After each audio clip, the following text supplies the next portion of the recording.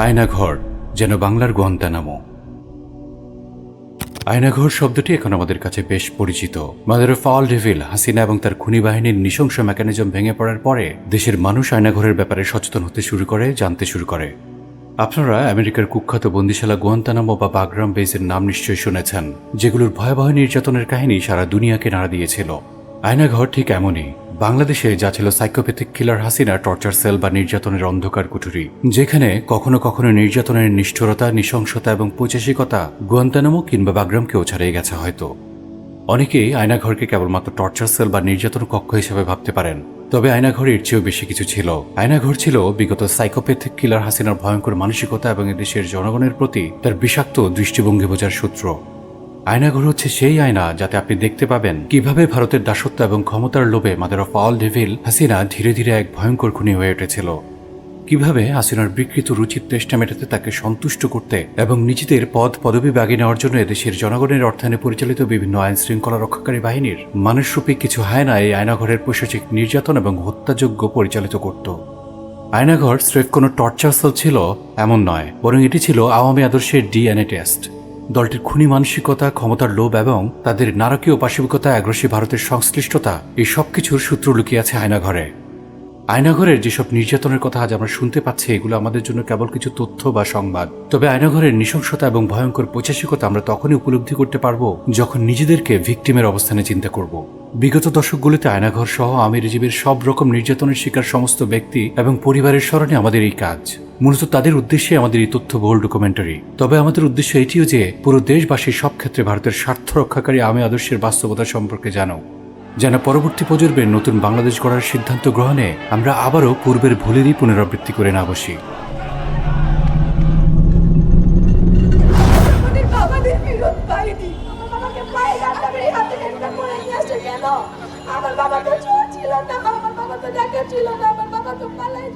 আয়নাঘর আসলে কি?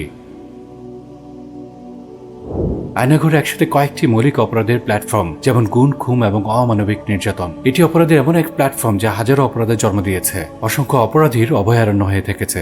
এটি ছিল সাইকো কিলার শেখ হাসিনার খুনের মঞ্চ। শেখ হাসিনা তার শাসনামলে ধীরে ধীরে ভয়ঙ্কর হয়ে উঠতে শুরু করে। ক্ষমতার নেশা তাকে পিচাস বানিয়ে ফেলে, কিন্তু সে একা পিচাস হলে তো হবে না, বরং দেশে তাসের রাজত্ব কায়েম করতে, জুলুমের শাসন টিকিয়ে রাখতে তার মতোই হাজার অনুগত পিচাস লাগবে। মূলত আয়নাঘর ছিল পিচাস হাসিনা এবং তার পিচাস বাহিনীর কর্মক্ষেত্র। কেন এই আয়নাঘর? বিগত রেজিমের আমলে যে বা যারাই আওয়ামী ফ্যাসিবাদের বিরুদ্ধে দাঁড়িয়ে গেছে তাকে আয়নাঘরে নেওয়া হয়েছে। কাউকে ভারতীয় স্বার্থ বা আওয়ামী অস্তিত্বের জন্য ঝুঁকিপূর্ণ মনে হলেই তাকে নেওয়া হতো আয়নাঘরে। এমনকি দেশের সম্পদতুল্য ব্যক্তিরাও ছাড় পেত না আয়নাঘরের পৈশাচিক নির্যাতন থেকে। নিশ্চিত তথ্য না থাকার পরেও শুধুমাত্র সন্দেহের কারণে আয়নাঘরে ছুড়ে ফেলা হয়েছে নানা শ্রেণী পেশার মানুষকে। পাশবিক নির্যাতনে মৃত্যুর পর যাদের অনেকের লাশ পর্যন্ত পরিবারের কাছে ফিরিয়ে দেওয়া হয়নি। আর সৌভাগ্যবান কিছু যারা বিভীষিকাময় সে আয়নাঘর থেকে বেঁচে ফিরেছেন, তারাই হবেন এই ভিডিওতে উঠে আসা যাবতীয় তথ্যের সত্যায়নকারী। কারা ছিল এই আয়নাঘরের ভিকটিম? কেন এই আয়নাঘর?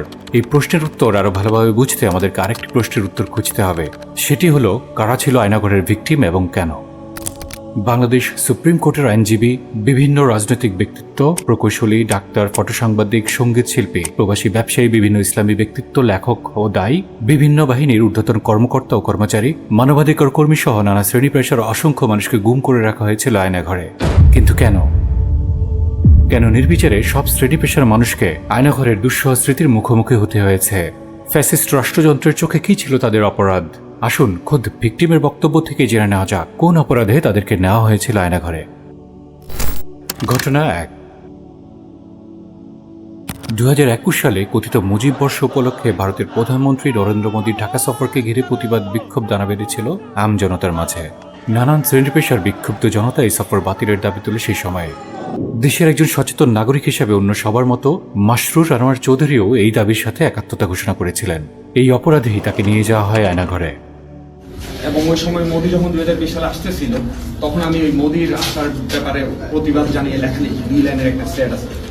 আমি অফিসে যেদিন আসবো সেই দিন, এর পরের দিনে আমি অফিসে আসার পথে আমাকে হাতে জিল এলাকা থেকে ওরা মাইক্রোতে আমার রিক্সা ব্লক করে আমাকে গাড়িতে তুলে নেয়।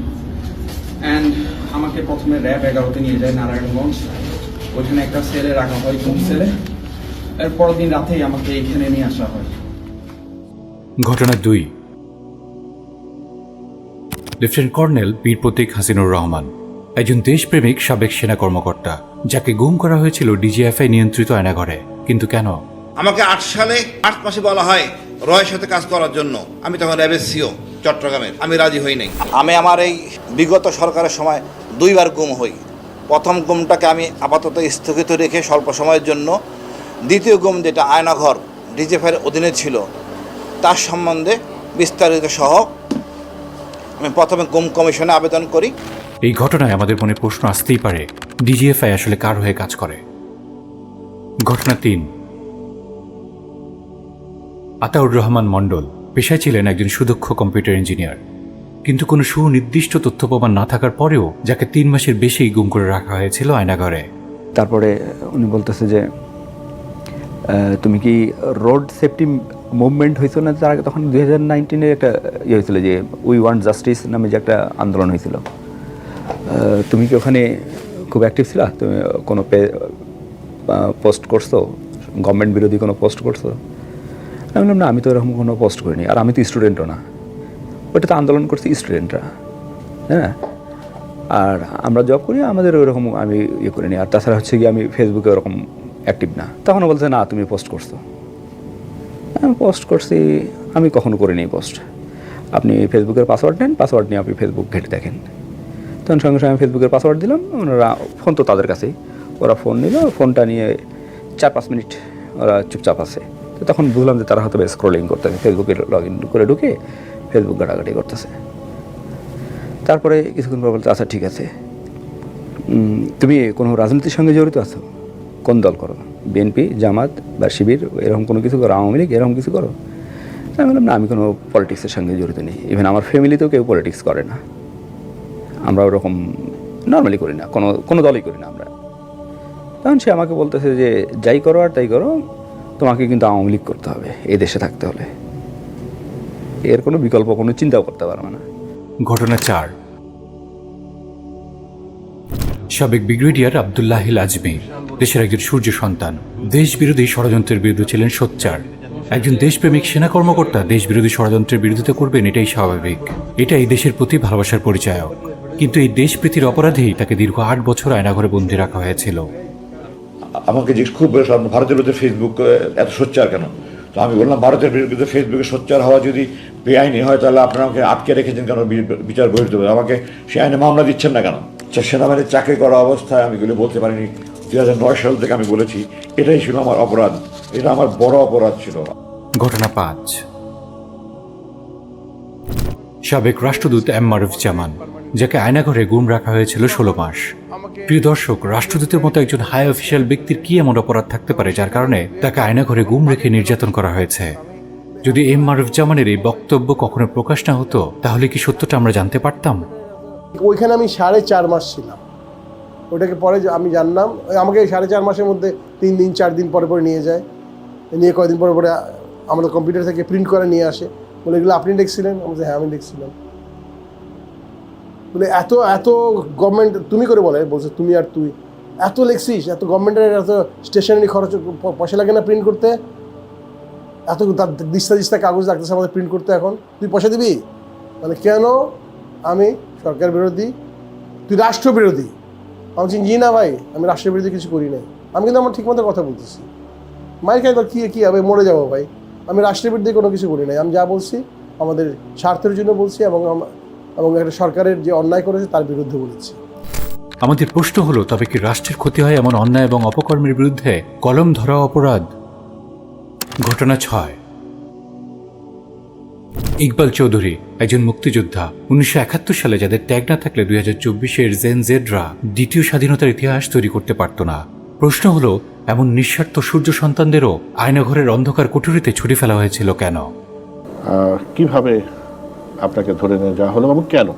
আচ্ছা, আমি তো ফেসবুকে লেখালেখি করতাম, তো অনেকে আমাকে সাবধান করতো যে তুমি যে ধরনের লেখো এখনকার সময় আর এই যুগে, এই সরকারের সময়, শেখ হাসিনা রেজিমের সময়, তুমি সাবধান থাকো, কোন সময় যে তোমাকে মাইরে ফেলা অথবা কী করে এটা বলা যায় না। আমার সাথে মোটামুটি ফার্স্ট আলাপ হলে প্রথম দিন আমার ব্যক্তিগত আলাপ মধ্যে আমি বিদেশে ছিলাম, কত বছর ছিলাম, কি পড়াশোনা করছি, দেশে কেন আসলাম, তারপরে দেশে আইসা তো আপনি শুরু করলেন এই রাষ্ট্রের বিরুদ্ধে প্রচারণা, প্রপাগান্ডা। ঘটনা 7। মোহাম্মদ সেলিম একজন মালয়েশিয়া প্রবাসী ব্যবসায়ী, একজন রেমিটেন্স যোদ্ধা। নির্জলা মিথ্যা অভিযোগে তাকেও তুলে নিয়ে যাওয়া হয়েছিল আয়নাঘরে। মুখোমুখি হতে হয়েছিল অমানবিক নির্যাতনের। ওই সময় আমার মানসিক অবস্থা একেবারেই মানে আমি হতভম্ব হয়ে গেছি। আমি আসলে বুঝে উঠতে পারি না যে আমার সাথে কি হচ্ছে। তারপর আমাকে কোটওয়ালিপাড়া বা একটা জায়গার নাম বলা হয়, যেখানে আমি শেখ হাসিনার জনসভায় নাকি বোমা পুঁতে রাখছিলাম। তখন আমাকে মারধর করা হয়, লাঠি দিয়ে 2 পাশ দিয়ে আঘাত করা হয়। আমি খুব চিল্লায় চিল্লায় কাঁদতাম, কারণ আমি আসলে বুঝতেছিলাম না যে আমার সাথে কি হচ্ছে। আমি তো আসলে কল্পনাও করতে পারি নাই যে আমি একজন রেমিটেন্স যোদ্ধা, আমি একজন প্রবাসী। আমার পলিটিক্যাল পরিচয়টা হলো পরে, আমি কোন রাজনীতি করি বা আমার পরিবার কোন রাজনীতি করে। আমি দীর্ঘদিন প্রবাসে ছিলাম, আমি ছুটিতে বাড়িতে গেছি, হঠাৎ করে আমাকে তুলে আনছে। আমি আসলে হতভম্ব হয়ে গেছি যে আগে শুনতাম যে দেশে মানুষ নিখোঁজ হয়, বাট ওইটা আমার ছিল একটা মানে আজব এক অভিজ্ঞতা। ঘটনা 8।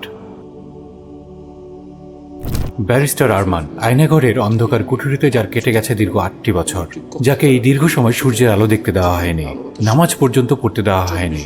কিন্তু ব্যারিস্টার আরমান কি জানতে পেরেছিলেন কোন অপরাধে তাকে গুম করা হয়েছিল আয়নাঘরে? আমি যখনই খাবার দিতে আসতে বারবার জিজ্ঞেস করতাম যে আমার কানছেন কেন, তখন বলতো যে বড় স্যারদের জিজ্ঞেস করবেন। মাস পেরিয়ে 1 মাস, 2 মাস, 3 মাস হয়ে গেল, কেউ কোনো কথা বলছে না। তখন আমি বারবার বলতাম যে যখনই গলার শুনে মনে হতো যে কেউ সিনিয়র করে কেউ এসছে, যে আমাকে কেন আনাচ্ছে, আমার মধ্যে অভিযোগটা কি, অন্তত আমাকে আত্মপক্ষ সমর্থন করার সুযোগটা দাও। বলতো যে সর্বোচ্চ জায়গার আদেশ সব থেকে আনা হয়েছে। এটাই ছিল তাদের উত্তর। আমি বলতাম আমাকে বুঝলাম ছাড়বেন না, টেস্টটা ঘুরিয়ে দেন যেন 5 ওয়াক্ত নামাজটা পড়তে পারতে। বলতে দেওয়া যাবে না, আদেশ নাই। ঘটনা 9। কৃষিবিদ ফসিউল আলম, যিনি দেশ এগিয়ে যাক, উন্নত হোক এই প্রত্যয়ে কাজ করেছিলেন সবসময়, যাকে অমানসিক নির্যাতন করতে করতে জানানো হয়েছিল তাকে আয়নাঘরে নেওয়ার কারণ। তারা বলল যে আপনি কেন ফেসবুকে সরকারের বিরুদ্ধে লেখেন। আমি বললাম যে দেখেন, আমি তো এদেশের জনগণ, এদেশের মানুষ, এদেশের কৃষি, আমি যেহেতু এগ্রিকালচারিস্ট, আমি এদেশের মানুষের নিয়ে যে কোনো অন্যায়ের বিরুদ্ধে আমি লিখি, সেটা সরকারের পক্ষে যাক আর বিপক্ষে যাক। আমি জাস্ট এই কতটুকু কথা বলার প্রেক্ষাপটে তাদের একজন আমাকে প্রচণ্ড জোরে একটা থাপ্পড় মারল। ঘটনা 10। মেকানিক্যাল ইঞ্জিনিয়ার বুলবুল, যিনি ছিলেন কথিত জঙ্গি নাটকের একজন ভিকটিম। চলুন শুনে না যাক তার মুখ থেকেই। আপনি বেশ ভালোই আছেন। তো পরে আমাকে জিজ্ঞেস করতেছে যে আচ্ছা বুলবুল ভাই, আপনি এই লাইনে কীভাবে আসতেন, কে কে আছে আপনার সাথে, আপনি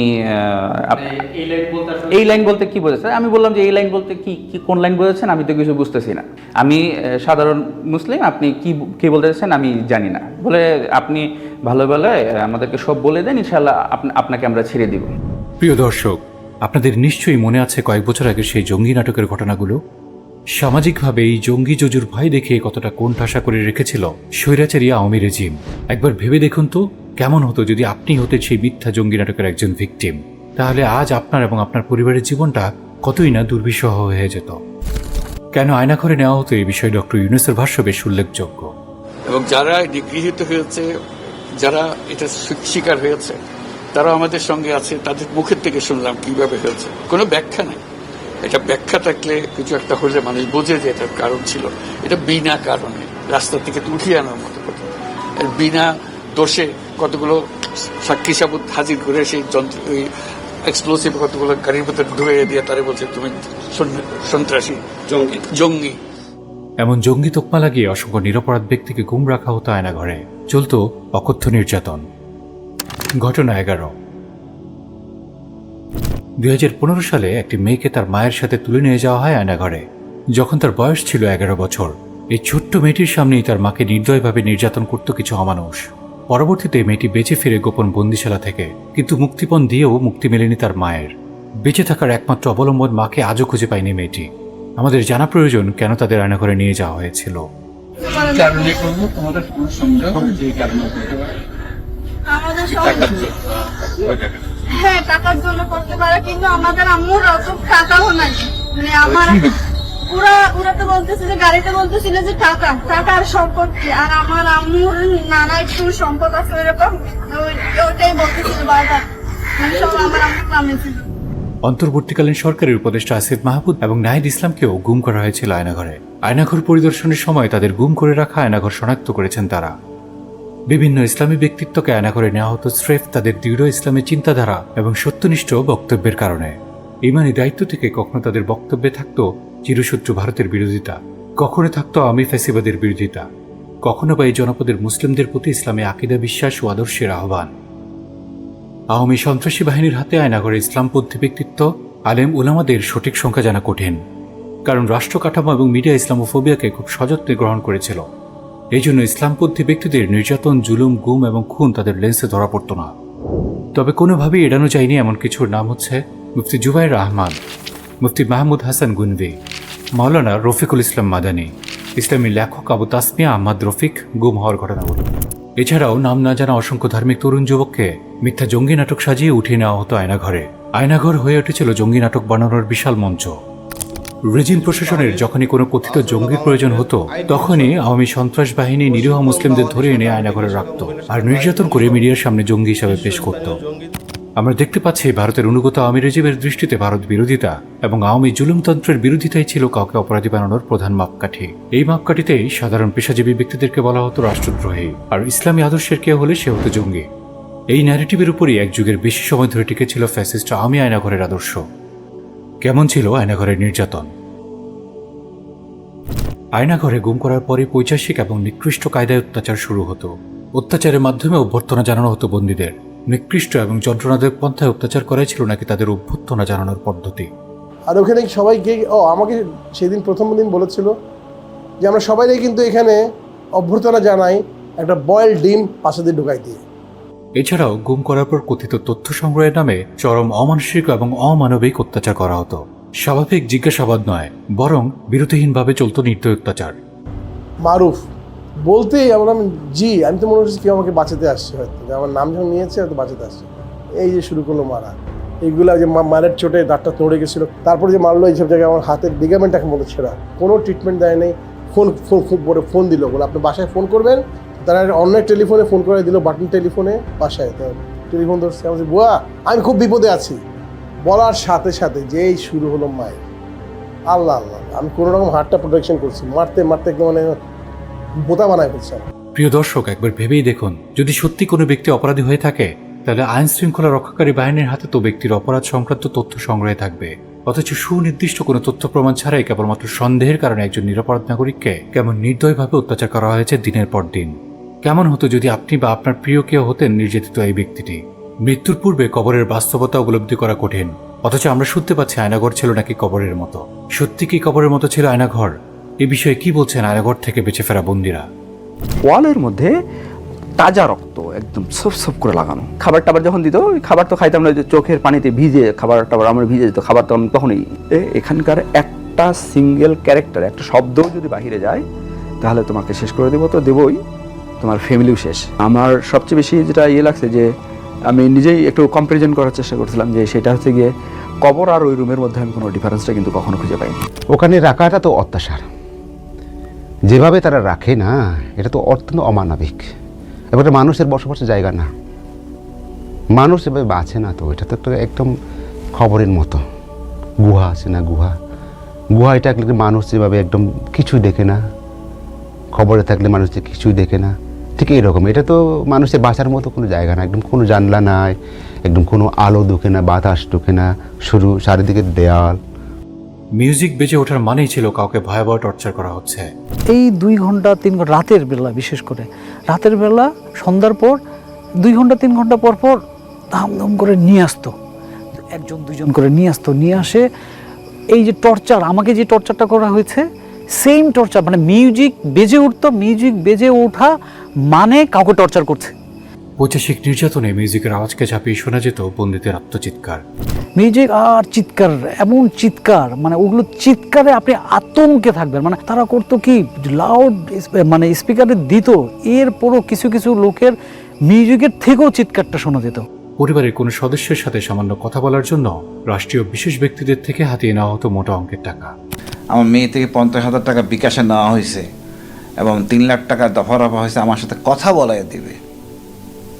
কতটা নিচে নামতে পারে গোয়েন্দা সংস্থা, আমি সংস্থার বলবো না, সংস্থার কতিপয় দুর্বৃত্ত।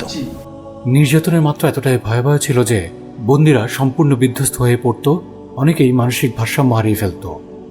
আমি যে রুমে ছিলাম ওই কমপ্লেক্সে 10টা সেলের জন্য 1-2টা বাথরুম থাকলে অন্য সেলের লোকরাও আসতো, ওখানেও চাপ ছিল। এতটুকু একটা গামছা ছিল 1.5 ফুট লম্বা, মানে কতটা নগ্ন হইতে পারে ভাই। এই না গামছা ব্যবহার করতে আমার ফাঙ্গাস হয়ে যায়, ইনফেকশন হয়ে যায়, পরে গামছা বেঁধে ফেলে দিই। লুঙ্গি পরতাম, ছিঁড়া লুঙ্গি, আমি জীবনে আমার চাকর ওই লুঙ্গি পরে না, একটা ছিঁড়া গেঞ্জি, এটা নিয়ে আমার জীবন ব্যবস্থা। টুথব্রাশ দিছিল, সে টুথব্রাশ ব্যবহার করার অবস্থায় ছিল না, সপ্তাহে পাগলের মতো আচরণ করতেছিল। দেখা যাচ্ছে আমার টুথব্রাশ আরেকজন ব্যবহার করে ফেলছে, এটা কেমনে ব্যবহার করি। জুনিয়র অফিসারদের দিয়ে উচ্চপদস্থ কর্মকর্তাদের নির্যাতন করা হতো। আমাকে তো চরমভাবে মারা হয়েছে প্রথম দিন, এবং আমি বিধ্বস্ত অবস্থা করে ফেলছি। আমার বয়স তো কম হয় নাই। আর গায়ে লাগে কখন জানেন ভাই, আমরা যাদেরকে চিনি জানি, জুনিয়র সৈনিক বা এই ধরনের লোক দিয়ে আমার গায়ে হাত দিলে এটা মানা যায় না। লোহার গেট খোলার শব্দে বন্দীদের মধ্যে ছড়িয়ে পড়তে আতঙ্ক। ওখানে লোহার গেট ছিল, গেটটা যখন খুলতো করকর করে শব্দ হতো, ওই শব্দে সবার মধ্যে আতঙ্ক আসতো, সবার মনে আতঙ্ক আসতো। এই বুঝে আমার নিয়ে গেল, এই বুঝে আমার নিয়ে গেল, ফেরত দেবে কিনা, না টর্চার করবে, না ঝুলাবে, না আমি বোঝাইতে পারবো না কি আতঙ্ক। নির্যাতন সহ্য করতে না পেরে কেউ কেউ আত্মহত্যা করতে চাইতো। ওয়ালগুলোতে ছিল রক্তের দাগ, অনেকে আত্মহত্যা করতে চাইতো, মাথা দিয়ে বাড়ি মারে রক্ত, ফিনকে দেওয়া রক্তও ছিল। নামাজরত অবস্থাতেও বেধক মারধর করা হতো বন্দীদের। ওখানে কিন্তু কেউ দোয়া পড়তে যাচ্ছে বা বলতেছে যে ভাই আমি একটু উজু করব, আমাকে একটু নামাজ পড়তে দিবেন, ওরা কিন্তু মারতো আসে, এবং বিধর্মী আমার কাছে মনে হচ্ছিল। মারতো কি, নামাজ পড়বি, রাজনীতি করো আবার ঢং। গুম করার জন্য গাড়িতে ওঠানোর পরেই শুরু হতো নির্যাতন। কারো যৌনাঙ্গে দেওয়া হতো ইলেকট্রিক শক। তো আমি অ্যাভয়েড করতে দিলাম, এই যে অ্যাভয়েড করলাম, সাথে সাথেই তারা পেন্ট করে দিয়ে সাথেই স্পর্শকাতর জায়গায় ইলেকট্রিক শক, সাথেই। আমি তো অবাক, এই ধরনের সিচুয়েশন কখনো আমি ফেসও করি নাই। এরপর আমি বলতে চাচ্ছি যে বলেন আমি কি অপরাধটা করেছি, এমন কি করেছি আপনারা বলেন। বলছে এমন কি করছো তোরা সরকার উৎখাত করবে, এই বলেই নন স্টপ ইলেকট্রিক শক। দীর্ঘ 8 বছর সূর্য আলো দেখেনি ব্যারিস্টার আরমান। সেল থেকে বোঝা যেত না দিন রাতের পার্থক্য, বুঝতে পারতেন না নামাজের ওয়াক্ত। এই জীবন যেন এক কবর। তারা আমাকে চোখ বেঁধে দিল। এই ছিল আমার 8 বছরের অন্ধকারের জীবনের শুরু। আমি 8 বছর সূর্যের আলো দেখিনি। তারা আমাকে যে সেলে রেখেছিল সেখানে বুঝতে পারতাম না বাইরে কি দিন আর রাত। আমরা কোথায় আছি আমাদের বলতো না, আচ্ছা কি দিন তারিখ বলতো না, সময়টা বলতো না। আমি বলতাম দেখেন আমি একটু নামাজটা পড়তে চাই, আমাকে নামাজের সময়টা বলেন, বলতো বলা যাবে না, আদেশ। আমার কাছে মনে হতো যে আমাকে জীবন্ত কবর দিয়ে দেওয়া হয়েছে। আমার কাছে মনে হতো যে মৃত্যু এর চেয়ে ভালো। 8 বছরের অভিজ্ঞতা আমার কাছে মৃত্যু মনে হতো যে মৃত্যু হলো অত্যন্ত এই কষ্ট থেকে মুক্তি পেত। দীর্ঘ 8 বছরে আমি যা দেখেছি যে এটা সুচিন্তিত হবে, সুপরিকল্পিত হবে, নিয়মতান্ত্রিক ভাবে এই বন্দিশালার বন্দীদেরকে এমন আচরণ করা হতো যেটা মৃত্যুর চেয়েও খারাপ অভিজ্ঞতা দেওয়া হতো। আয়নাঘরের বিভীষিকাময় নির্যাতনের এমন বর্ণনা দিতে গিয়ে কেউ ফুফিয়ে, কেউ অঝরে কেঁদে ফেলেছেন, কেউ আবার ট্রমাটাইজড হয়ে যাচ্ছেন। আয়নাঘর থেকে বেঁচে ফিরে আসা অনেকের শারীরিক এবং মানসিক সুস্থতা ফিরিয়ে আনতে রিহ্যাবিলিটেশনের দরকার আছে, এমন মন্তব্য করেছেন নির্যাতিতদের কেউ। তাদের একজন আমাকে প্রচণ্ড জোরে একটা থাপ্পড় মারল। আমার কানের এখানে বরাবর। আমি সম্ভবত সামনে একটা টেবিল ছিল, আমার চোখ বন্ধ, আমি ঠিক বলতে পারবো না। ওই টেবিলের মধ্যে আমি পড়ে গেলাম। তো আমাকে কানে ক্লিপ পরানো হলো, 2 কানে ক্লিপ পরায় বোধহয় 15-20 সেকেন্ড ইলেকট্রিক শক প্রথম দিনে।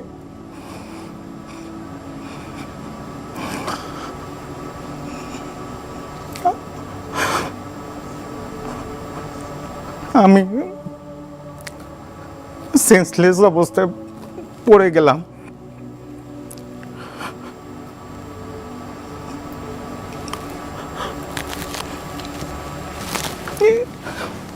এরপর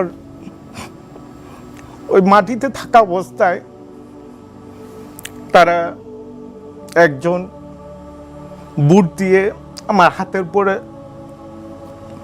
হাতের তালুর উপরে একজন মেলে রাখলো, আর কেউ একজন লাফাচ্ছিল।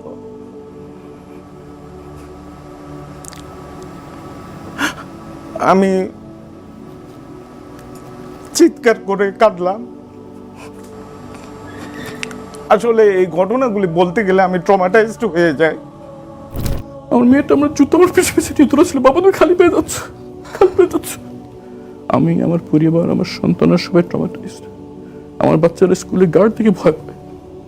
আমার মেয়েরা ঘুমিয়ে কেঁদে উঠে যে বাবাকে নিয়ে গেছে, মাকেও নিয়ে যাবে, আমরা এতিমখানায় থাকবো। এই দুঃস্বপ্ন আমার বাচ্চারা দেখবে। মানে ওই রাত্রের কথা মনে পড়লে আমার এখনো কান্না, আমি এখনো ঘুমাইতে পারি না। আমার মাঝে মাঝে রাতের বেলায় আমি আপনাকে কি বলবো, প্রথম কয়েকদিন জামিনের পরেও আমি পুকুর পাড়ে গিয়ে বসে থাকতাম। আমি আমাকে নিজেকে চিমটি কাটতাম, আমি কি সত্যি এদের কাছ থেকে মুক্তি পাইছি? আমার মধ্যে ভয়ঙ্কর মানে একটা অবস্থা কাজ করতো ওই রাত্রে, শুধু ওই রাত্রে। মানে আমাকে এই লুঙ্গি খুলতেছে, তারপর একটা মেয়ে জড়াইয়া ধরতেছে, মানে আমাকে গাড়ি দিয়ে চাপ দিতেছে, এই বিষয়গুলো আমার মাথায় চলে আসে। আমার মা আমার জন্য এই পুরো 3টা বছর কাঁদতে কাঁদতে আমাকে নাকে দেখে চলে গেছে। এই জালেমরা, আমার বাবা মারা গেছে, আমার বড় 5 ভাই কাটতে যায়নি, আমার মা মারা গেছে, 6টা ছেলে, একজনের সামনে ছিল না। আমি মায়ের অন্ধর লাঠে ছিলাম, আমার জন্য কাঁদতে কাঁদতে হাহাকার করে মা চলে গেছে, আমি কাটতে জানি। আর যেন কোনো মায়ের বুক খালি না হয়, আর যেন মায়ের কান্না না হয়, আপনারা দয়া করে ব্যবস্থা করেন। আয়নাঘর প্রসঙ্গে পরিদর্শকদের বক্তব্য। উন্মুক্ত হওয়ার পূর্বে আয়নাঘরগুলোর অসংখ্য আলামত ইতিমধ্যে নষ্ট করা হয়েছে, কিন্তু আলামত নষ্ট হওয়া সেই সেলগুলো পরিদর্শন শেষেই বিস্ফোরক মন্তব্য করেছেন বিভিন্ন পরিদর্শক, এমনকি খোদ প্রধান উপদেষ্টা ডক্টর মোহাম্মদ ইউনূসও। এখান থেকে অনুমান করা যায় কতটা নৃশংস এবং ভয়ঙ্কর ছিল আমি আদর্শে লালিত আয়নাঘর। আসুন পরিদর্শকদের মুখ থেকেই শোনা যাক সেই বর্ণনা। হরর মুভি আপনারা দেখেছেন, হরর মুভিতে যে সমস্ত হরর দৃশ্য আমরা দেখি, আমরা ভিজিট করে প্রধান উপদেষ্টা সহ আজকে যে দৃশ্যগুলো তারা দেখেছি, এগুলো হরর মুভিকে ছাড়িয়ে যাবে। হরর মুভিতে কাল্পনিক জিনিস দেখানো হয়, এটা বাস্তব। এটা মানুষের মনুষ্যত্ববোধ বলে কোনো জিনিস যা আছে সেটার থেকে বহু গভীরে নিয়ে গেছে, এটা নিশ্চিহ্ন করার জন্য। মনুষ্যত্ববোধ যেন কারো না থাকে, নৃশংস অবস্থা। প্রতিটি জিনিস যে হয়েছে এখানে যতটাই শুনি অবিশ্বাস্য মনে হয়। এটা কি আমাদেরই জগৎ, এটা কি আমাদেরই সমাজ, আমরা এটা করলাম? আইএমএ জাহেলিয়াত বলে একটা কথা আছে, এই গত সরকার এই আইএমএ জাহেলিয়াতকে প্রতিষ্ঠিত করে গেছে সর্বক্ষেত্রে।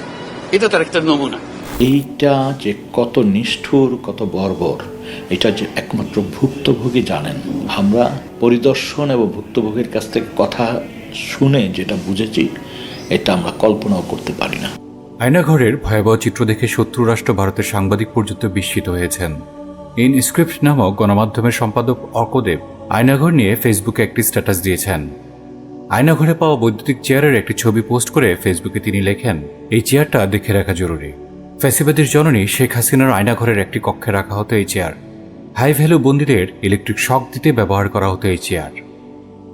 আয়নাঘরের গডফাদাররা। ভারতের বাংলাদেশ বিরোধী গুপ্তচর বৃত্তি অনেকটা ওপেন সিক্রেট। বাংলাদেশের গোয়েন্দা সংস্থাগুলো রয়ের অপতৎপরতা সম্পর্কে জানে, কিন্তু ভারতের অনুকূলে থাকা বাংলাদেশের রাজনৈতিক সরকার দেশের গুরুত্বপূর্ণ গোয়েন্দা সংস্থাগুলোকে রয়ের অপতৎপরতায় বাধা দিতে নিষেধ করে। জাতীয় নিরাপত্তা সংস্থা বা এনএসআই এর সাবেক মহাপরিচালক ব্রিগেডিয়ার জেনারেল আমিনুল হক বীর উত্তমের মতে, বাংলাদেশে এমন কোনো ক্ষেত্র নেই যেখানে হাত পারেনি। তবে রাজনৈতিক দলগুলোতে অনুপ্রবেশের ক্ষেত্রে পতিত আওয়ামী লীগের রয়ের অনুপ্রবেশ ঐতিহাসিক কারণেই সবচেয়ে বেশি। কিন্তু আমাদের প্রশ্ন হলো, বাংলাদেশের গোয়েন্দা সংস্থাগুলোর মধ্যে ভারতীয় গোয়েন্দা সংস্থার রয়ের প্রভাব কেমন? বিগত শাসনামলে রাষ্ট্রীয় সন্ত্রাসী বাহিনীগুলোর দ্বারা যে ত্রাসের রাজত্ব কায়েম করেছিল mother of all devil Sheikh Hasina, সেখানে রয়ের ভূমিকা কেমন ছিল? আসুন কিছু তথ্য বিশ্লেষণ করে দেখা যাক। অ্যানালাইসিস বিডির জরিপে দেখা যায়, বাংলাদেশের 65% মানুষ বিশ্বাস করে দেশের রাজনৈতিক গুমের সাথে প্রতিবেশী রাষ্ট্রের গোয়েন্দা সংস্থার জড়িত। তাদের মর্জি মতো এদেশের বিরোধী দলীয় রাজনীতিকদের গুম, ক্রসফায়ার ও গ্রেফতার করা হয়। বিএনপি নেতা সালাহ উদ্দিন আহমেদ গুম হওয়ার বেশ কিছুদিন পর তাকে ভারতের শিলং থেকে উদ্ধার করা হয়। অথচ প্রত্যক্ষদর্শীরা দেখেছেন কালো সন্ত্রাসী র্যাপিড অ্যাকশন ব্যাটালিয়ন তাকে তার নিজ বাসা থেকে তুলে নিয়ে গেছে। জামায়াত নেতা মাওলানা দেলোয়ার হোসেন সাইদির মামলার একজন সাক্ষীর ব্যাপারেও এমন ঘটনা ঘটেছে। সুখরঞ্জন বালি নামে একজন সাক্ষীকে ডিবি পুলিশ একেবারে প্রকাশ্যে একটি সাদা গাড়িতে জোরপূর্বক তুলে নিয়ে যায়। এই ঘটনার বহুদিন পরে তাকে পাওয়া যায় ভারতের দমদম কারাগারে। প্রিয় দর্শক, আওয়ামী সন্ত্রাসী বাহিনীর হাতে গুম হওয়া ব্যক্তিগুলো নিশ্চয়ই বাতাসে ভেসে ভারতে চলে যায়নি, বরং তাদেরকে ভারতীয় গোয়েন্দা সংস্থা রয়ের নির্দেশ এবং তত্ত্বাবধানেই ভারতে নিয়ে যাওয়া হয়েছিল।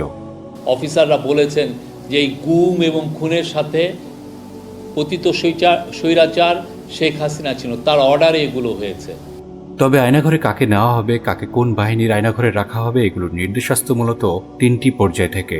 প্রথমত ভারতের নির্দেশ, যা রয়ের তত্ত্বাবধানে পরিচালিত হতো। 28 বছর চাকরিতে আমার কোনো অপরাধ নাই, আপনি হঠাৎ করে আমার বিরুদ্ধে এত সব অপরাধ আনলেন। আসলে এটা ক্ষোভ, ভারতকে খুশি করা, আর সব কিছুর পিছনে চলে যান Tarek Siddiqui. Mother of all devil Sheikh হাসিনার নির্দেশে, স্বরাষ্ট্রমন্ত্রী সহ হাই ফিগার আওয়ামী নেতাদের নির্দেশে অসংখ্য আয়নাঘর পরিচালনা করত রাষ্ট্রের শীর্ষ সন্ত্রাসী বাহিনীগুলো। আয়নাঘরের সংখ্যা সম্পর্কে প্রধান উপদেষ্টার প্রেস সচিবের বক্তব্য হচ্ছে, বাংলাদেশে যত আয়নাঘর আছে প্রত্যেকটা খুঁজে বের করা হবে। সোফার আমাদের কাছে গুম কমিশনের ইনভেস্টিগেশন অনুযায়ী এবং সিকিউরিটি ফোর্সে যা ইনভেস্টিগেশন করেছে, আমরা জেনেছি এটার সংখ্যা কয়েকশো, মেবি 700 থেকে 800, এবং এইটা আরও বের হচ্ছে। এবং এটা বোঝা যাচ্ছে যে এটা শুধুমাত্র ঢাকায় কনসেন্ট্রেট ছিল না, প্রত্যন্ত অঞ্চলেও এরকম অনেক আয়নাঘর ছিল। এবং শুধু ঢাকায় না, বরং অবিশ্বাস্যভাবে পুরো দেশ জুড়েই গড়ে তোলা হয়েছিল অসংখ্য আয়নাঘর। বাংলাদেশে আপনাদের শুধু ঢাকা নিয়ে ভাববেন না, প্রত্যেকটা জায়গায়, জেলায় এই ধরনের আয়নাঘরের সন্ধান আমরা পেয়েছি। এত বিপুল সংখ্যক গোপন টর্চার সেলের মধ্যে আমরা একেবারে মূল কিছু কেন্দ্র সম্পর্কে দর্শকদের জানিয়ে রাখা সমুচিত মনে করছে। ডিজিএফআই এর প্রধান কার্যালয়, মূলত এখান থেকে আয়নাঘর নামক আওয়ামী কালচারের জন্ম। CTTC, Mintu road, ground floor সহ বিভিন্ন ফ্লোরে আয়নাঘর রয়েছে।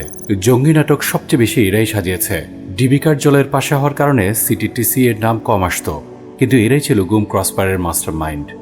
ডিবি অফিস, মিন্টু রোড, হারুনের ভাতের হোটেল নামে পরিচিত। অ্যান্টি টেরোরিজম ইউনিট, সংক্ষেপে ATU, বারিধারা, টাকলা মনিরুলের হাতে গড়া। এরা 15 থেকে 16 বছরের বাচ্চাদের ধরে এনে গুম এবং নির্যাতন করে 164 ধারায় জবানবন্দি নিত। আশ্চর্যজনকভাবে এদের নাম এখনও কোথাও আসেনি। র্যাব হেডকোয়ার্টার, উত্তরা এয়ারপোর্টের পাশে।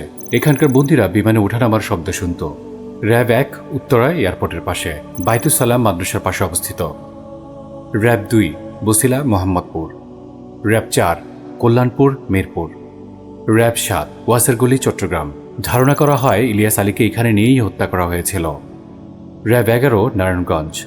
র্যাব 15, কক্সবাজার। এছাড়াও র্যাবের প্রতিটি বিভাগীয় কার্যালয়ে আয়নাঘর থাকার প্রবল সম্ভাবনা। আয়নাঘর ইস্যুতে কেন পাশ কাটিয়ে যাওয়া হচ্ছে সিটিটিসি প্রসঙ্গ।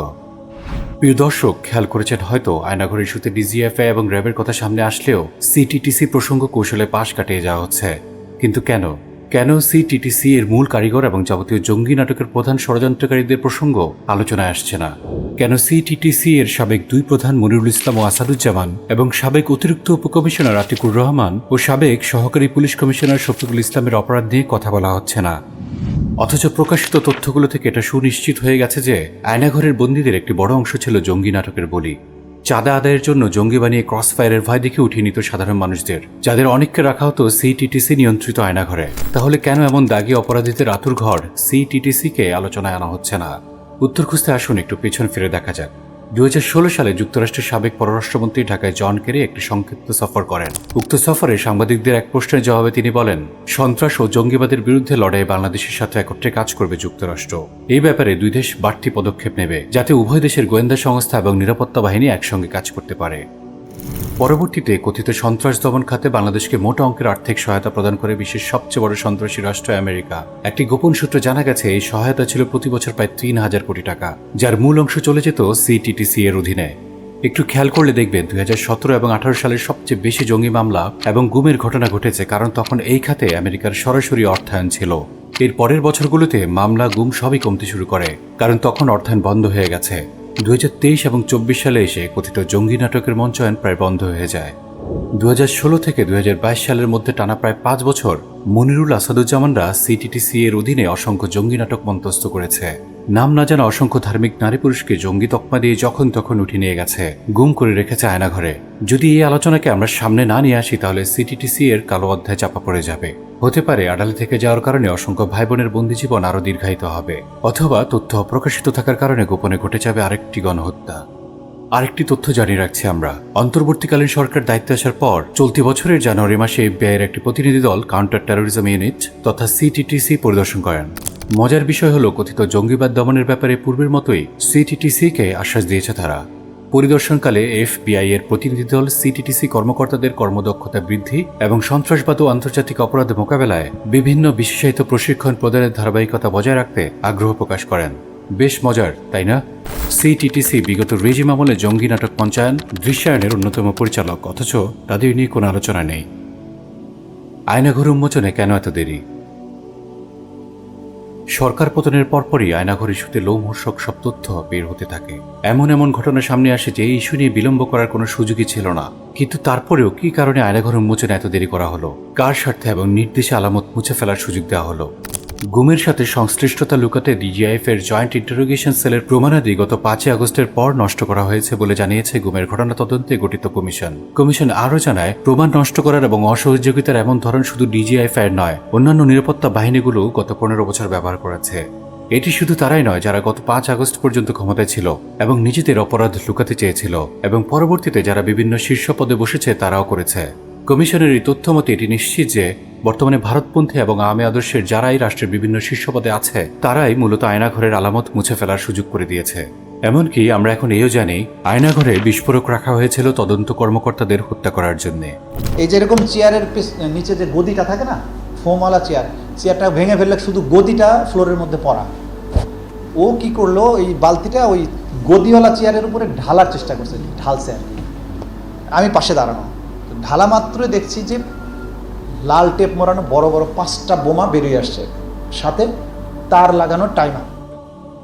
আমাদের পর্যালোচনা হলো DGFI নিয়ন্ত্রিত আয়নাঘরের আলামত নষ্ট করা এবং সিটিটিসি প্রসঙ্গ এড়িয়ে যাওয়ার পেছনে সবচেয়ে বড় স্বার্থ ছিল ভারতের। কেননা আয়নাঘর ইস্যুতে ভারত তাদের স্পর্শকাতর তথ্য প্রকাশ হতে দেবে না, এটাই বাস্তব। তবে সার্বিক পর্যালোচনা থেকে অনুমান করা যায় আলামত মুছে ফেলতে মূলত 4টি কারণে ইচ্ছাকৃত বিলম্ব করা হয়েছে। DGFI ইস্যুতে ভারতের সম্পৃক্ততার প্রমাণ গোপন করা, সিটিটিসি ইস্যুতে কথিত জঙ্গিবাদ ইস্যু এড়িয়ে যাওয়া, আয়নাঘরগুলোতে থাকা বন্দীদের সরিয়ে ফেলা অথবা হত্যা করা, ভয়াবহ নৃশংসতার সত্যতা আড়াল করতে কাঠামোগত পরিবর্তন সম্পন্ন করা। আয়নাঘর উন্মোচন পরবর্তী সময়ে অপরাধীদের প্রতিক্রিয়া এবং বর্তমান অবস্থা কেমন? এত নৃশংসতার প্রমাণ প্রকাশের পরও mother of all devil Sheikh Hasina সহ আওয়ামী ফ্যাসিবাদের অন্যান্য নেতাকর্মীদের মধ্যে সামান্যতম অপরাধবোধের প্রকাশ নেই, দুঃখিত হওয়ার ন্যূনতম প্রকাশ নেই। বরং আয়নাঘর নিয়ে নিষিদ্ধ জঙ্গি সংগঠন ছাত্রলীগের গুন্ডা বাহিনীর ট্রল করা এবং আদালত প্রাঙ্গণে দলের নেতাকর্মীদের হাসিমাখা চেহারা তাদের মনুষ্যত্বহীনতা এবং নৃশংসতারই প্রমাণ বহন করেছে। কেউ কেউ তো পুলিশ হেফাজতে করেছে দাম্ভিক আচরণ, যেন কিছুই হয়নি, যেন তারা যা করেছে সেটাই ঠিক।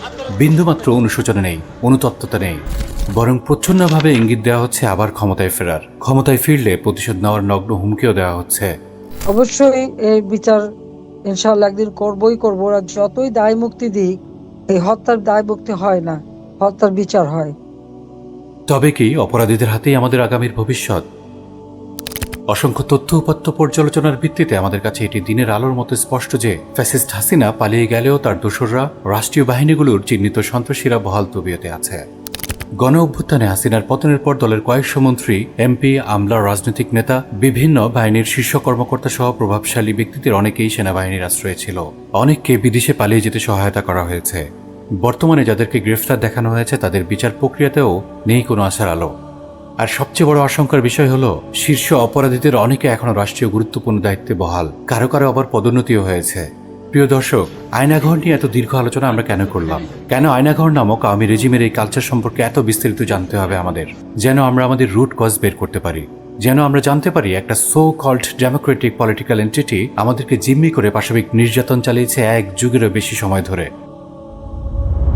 আমাদের আমাদের বুঝতে হবে এখানে কোনো রাজনৈতিক দল সমস্যার রুট কজ নয়, বরং রুট কজ হলো সিস্টেম বা আদর্শ, যার উপর ভর করে গণতন্ত্রের প্রেতাত্মারা জুলুমের ইতিহাস রচনা করে।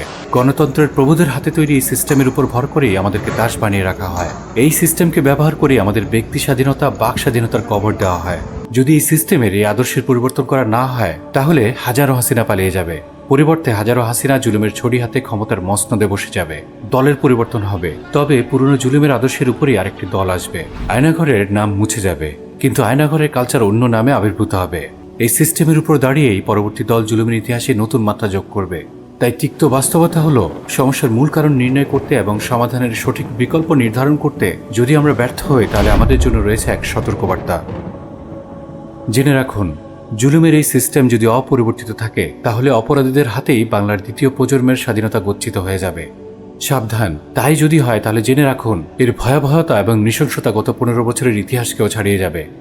নিজেকে প্রশ্ন করুন, তবে কি অপরাধীদের হাতেই থেকে যাবে আমাদের আগামীর ভবিষ্যৎ?